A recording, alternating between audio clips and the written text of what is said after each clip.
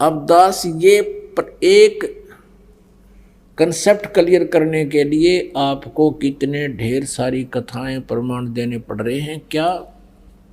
मुल्ला माया मग में बैठी हंसा चुन चुन खाई, ये ज्योत स्वरूपी कहे निरंजन मोहि करता बाई।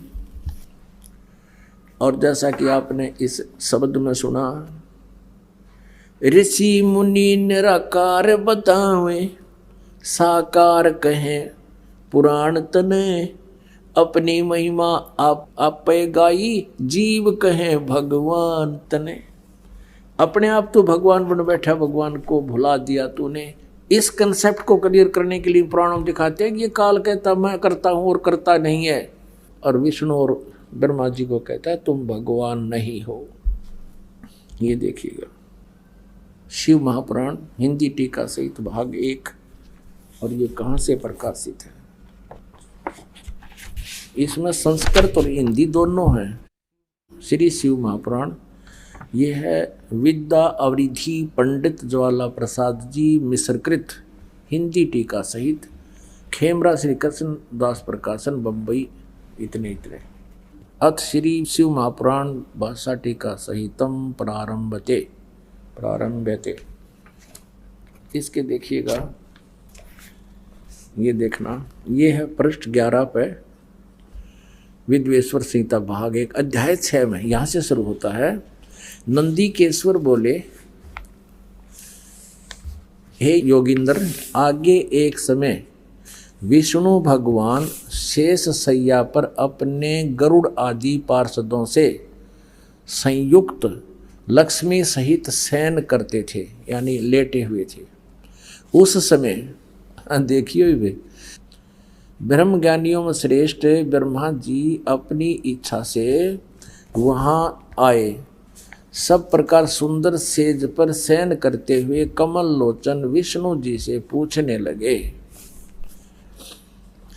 तुम कौन हो? ये ब्रह्म ज्ञानी पूछा, तुम कौन हो जो मुझे देखकर अभिमानी पुरुष के समान शयन करते हो, यानी सोए पड़े हो। हे वत्स, हे पुत्र, उठो, देखो मैं तुम्हारा स्वामी आया हूं। आए हुए गुरु को देखकर जो अभिमान करता है वह द्रोही मूड का, उस द्रोही मूड का प्रायश्चित होना उचित है।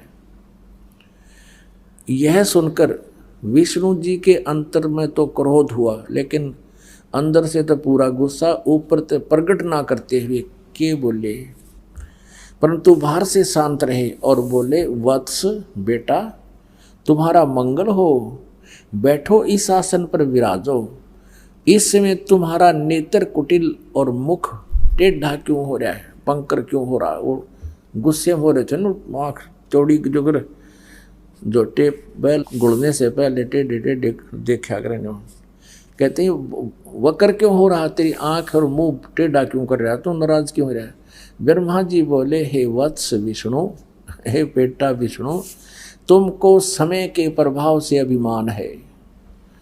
हे पुत्र, मैं तुम्हारा रक्षक और जगत का पितामह हूँ। विष्णु जी बोले, यह तो सब जगत मुझ में स्थित है, तुम चोर के समान किस प्रकार अपना कहते हो? तुम मेरी नाभि कमल से उत्पन्न हुए हो, इससे मेरे पुत्र हो, मुझे पुत्र कहना व्यर्था है। नंदीकेश्वर बोले, इस प्रकार ब्रह्मा विष्णु दोनों ही रजोगुण से मुग्ध होकर विवाद करने लगे। मैं श्रेष्ठ हूँ, मैं स्वामी हूँ, ऐसा कहकर एक दूसरे को मारने की इच्छा से युद्ध करने में उत्सुक हुए। और फिर देखिए आगे, तब संपूर्ण देवता विमान में बैठ गए। ब्रह्मा विष्णु महेश तो लठ बजावे हैं, और ये सारे देवता विमान में बैठ गए और उस महाअद्भुत युद्ध देखने को चले आए, और आकाश से उन पर फूल बरसाने लगे। हमारे देवताओं जोटिया न गुड़ा करें पशुआ न गामा में बैलों को, अन्य कर हुर हुर हुर हुर लड़ो। ये देवता ऊपर तो आकाश फूल बरसावे न कहना तीनों चाहिए था, देवताओं तुम लड़ोगे तो हमारा क्या हाल होगा, तुम शांति रखो, उनका छोटा बीच बचाव करना चाहिए था। अरे हमारे देवता ऊपर तो फूल बरसावे, अब विमान में बैठ के, ये देखिए वाह जी वाह। अब कहने का भाव हमारा ये है, अब पुण्यात्माओं ये सदग्रंथ कोई दास ने नहीं लिखे, ये सदग्रंथ 5500 वर्ष पहले वेद व्यास जी ने लिखे थे, अनुवाद इन्होंने कर रखा, हम पढ़ कर सुना रहे हैं। इसमें इन भगवानों की स्थिति क्या है, ब्रह्मा और विष्णु की, जिनको हम सर्वेश्वर महेश्वर मान कर पूजा करते थे, इनकी ऐसी बुद्धि है जैसे बालकों की होया करे, तीसरी चौथी कक्षा के बच्चे आपस में लड़ा करें। और फिर टीचर के पास जाते हैं, वो कारण पूछता है युद्ध उनके झगड़े का, एक कहता है जी ये नो बोला मैं तेरा बाप, और वो कहता ना जी यो पहले बोला, नो बोला मैं तेरा बाप, इसलिए कुर्ता पाड़ रहे एक दूसरे का, गला पकड़ रहे हैं, वो उसका मारे रो उसका मारे, है तरह के। ये भगवान वो उसने बेटा कर, उसने बेटा लठम लट्ठा हो गई ना जाने के। अब इनका पिताजी आ गया बीच में, इसने बीच में दोनों का जब युद्ध हो रहा था, इसने बीच में एक तेजो में स्तंभ खड़ा कर दिया जिसको शिवलिंग बोलते हैं, और वो तेजो में जैसे ये हीरे चमक्या करें ऐसा वो सीधा लंबा बहुत और छोर का नहीं, जैसे बहुत तेजो में स्तंभ पिलर सा खड़ा हो गया, जैसे बर्फ ने छोल छाल के मूड़ी के सा बना दें ऐसा समझ लो, बहुत लंबा चौड़ा। इस स्थिति का वो लंबा चौड़ा, तो लड़ाई करना तो बंद करके उसको ऊपर नीचे उसने ढूंढने लगे इसका एंड कहाँ है। अब सारी कथा ना सुनाकर हम निष्कर्ष पर आते हैं, तो उसी समय यू काल आ गया शिव रूप में। इसने कसम खाई है कि मैं अपने वास्तविक रूप में किसी को दर्शन नहीं देता। ये अपने पुत्र शिवजी का रूप धारण करके वहां आ गया, और इन दोनों से क्या बोला देखिए, ये है पृष्ठ नंबर 17 शिव पुराण और विद्वेश्वर संहिता अध्याय 9। अब यहाँ से पढ़ते हैं, कहते दोनों की अज्ञानता और वैर को दूर करने के अर्थ दोनों से कहा। इस काल ने जो प्रकट हो गया, हम ज़्यादा ना सुनाते अपने काम का लेंगे। इन दोनों से कहा कि मेरे सकल यानी साकार और निष्कल व निराकार भेद से दो रूप हैं। देख किसा डेफिनेशन बता रहा है यो काल, साकार और निराकार की देखना, जहाँ ये ब्रह्म पड़ गए सभी। मेरे सकल और निष्कल भेद से दो स्वरूप हैं, परंतु और ईश्वर नहीं है और कोई भगवान नहीं है। इस कारण उनके दो रूप नहीं हो सकते। पहला सतम रूप जो लिंग बीच में डाला था उनके, सतम रूप, पहला तो सतम रूप और पीछे मूर्तिमान रूप धारण किया। देखिए साहब बड़ी बूझ बना रहे हैं क्या है कि मैं ब्रह्म रूप निष्कल हूँ और ईश्वर रूप सगुण हूँ।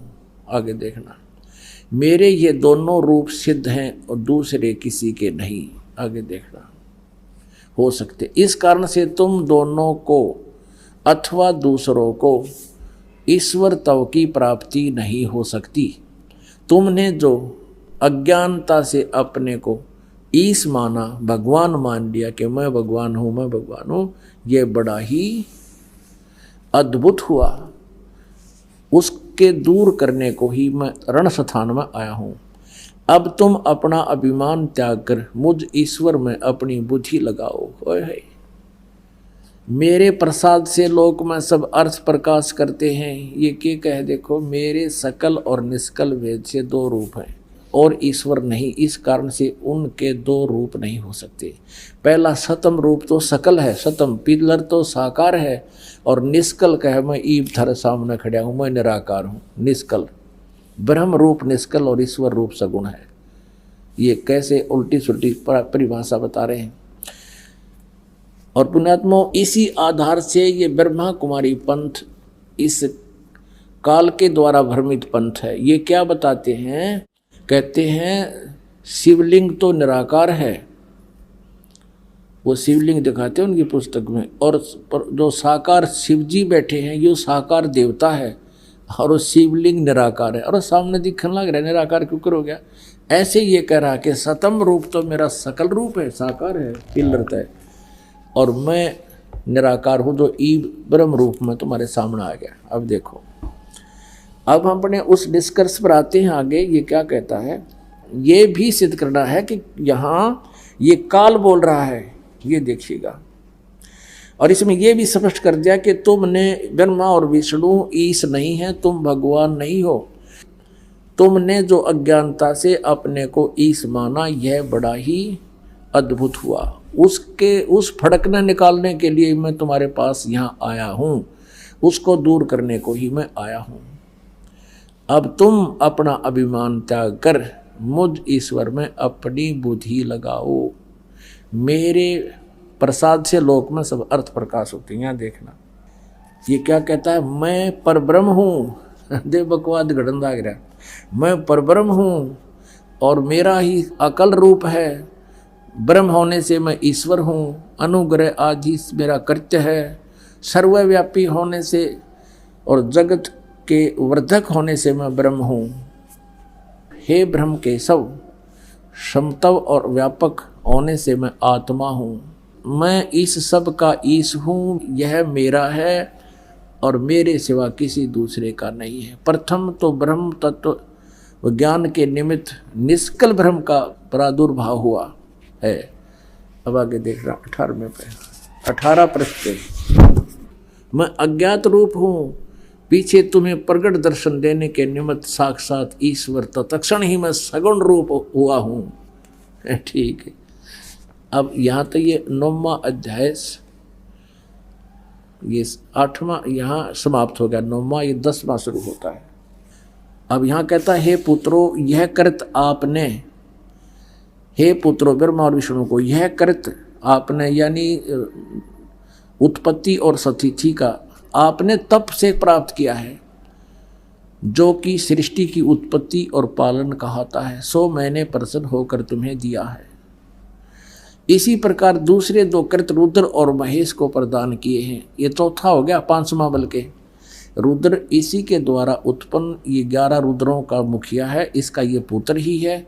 यही 2 भाग में 2 रूपों में काम करता है, तो इसीलिए इसको यहाँ 2 रूप भी कहे हैं। तो एक ब्रह्मा, एक विष्णु और एक रुद्र, 11 रुद्रों के ऊपर भी यही कंट्रोलर है, और महेश इसका पुत्र। और बोलने वाला ये अलग है, परंतु अनुग्रह कर्त कोई भी पाने को समर्थ नहीं है। सो पूर्व के कर्म तुमने समय से विसार दिए, रुद्र और महेश ने उनको नहीं बुलाया। अब देखना, जैसे गीता जी अध्याय नंबर 8 के श्लोक नंबर 13 में ये गीता ज्ञानदाता बोल रहा है, उसी की पुष्टि आपको यहाँ मिलेगी। शिवपुराण के पृष्ठ नंबर 19 पे अध्याय नंबर 10 में विद्वेश्वर संहिता भाग 1 में, इस कारण इस ज्ञान की सिद्धि के निमित्त ओंकार नामक मंत्र जप करो। ये देखिएगा, अभिमान दूर करने वाला, सोई निज मंत्र उपदेश करते हैं। यह ओंकार मेरे मुख से उत्पन्न होने से मेरे ही रूप का बोधक है और महामंगल करने वाला है। यह वाचक है, मैं वाच्य हूँ। यह मेरा मंत्र मेरा आत्मा है, इसके स्मरण से मेरा स्मरण होता है। कौन सा? ओम के जाप का। उत्तर की ओर से मुख से अकार, पश्चिम के मुख से उकार और दक्षिण के मुख से मकार, पूर्व मुख से बिंदु और मध्य के मुख से नाद। ये 5 उत्पन्न हुआ। इस प्रकार 5 प्रकार से यह निर्गत हुआ। वह सब एक होकर ओम ऐसा एक अक्षर हो जाता है। ओम इति एकाक्षरम ब्रह्म व्यवहारण माम अनुस्मरण। गीता जी अध्याय नंबर 8 के श्लोक नंबर 13 का इसमें पुष्टि हो रहा है कि ये वो गीता भी ये काल ही बोल रहा है जो ब्रह्मा विष्णु महेश का पिता है। यह सब नाम रूपात्मक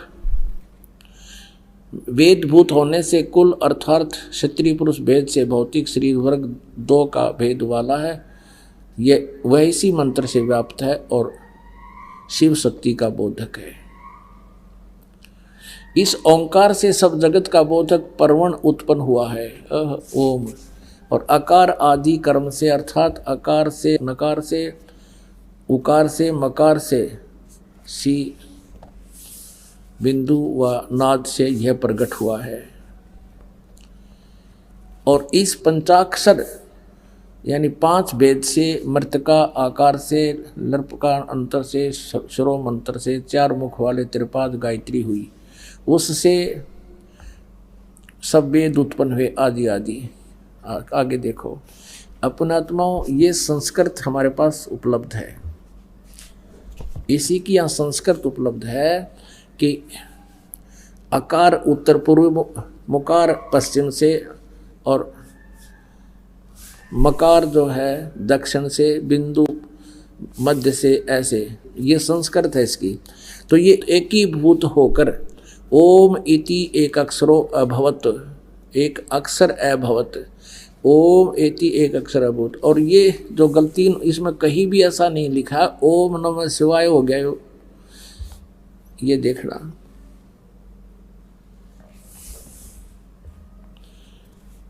इसमें कितना भी ये नहीं लिखा है, ये संस्कृत है कि ये ओम नमः शिवाय हो गया। और यहाँ लिखा है इस प्रकार 5 आकार से, ये तो आपको सुना दिया।